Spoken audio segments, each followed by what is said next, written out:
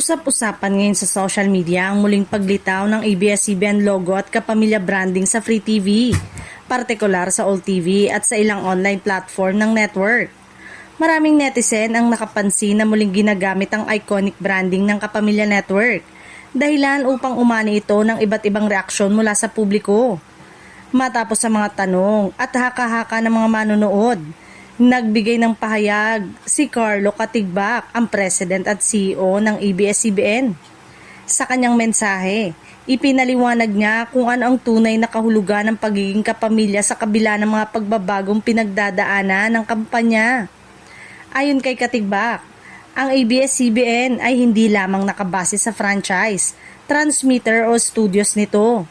Sa halip, aniya ang tunay na diwa ng network ay makikita sa puso ng bawat kapamilyang patuloy na nagsisilbi at nagbibigay ng dekalidad na programa para sa mga Pilipino.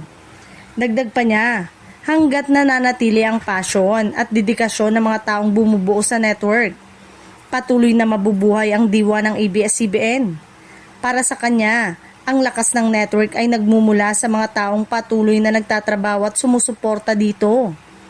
Ang pagbabalik ng ABS-CBN branding sa Free TV ay kaugnay ng partnership ng network sa Advanced Media Broadcasting System, ang kumpanyang nagpapatakbo ng All TV.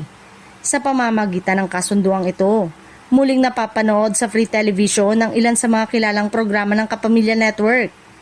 Dahil dito, marami sa mga kapamilya fans ang natuwa at muling umasa na eto na ang simula ng mas malawak na pagbabalik ng ABS-CBN sa Free TV.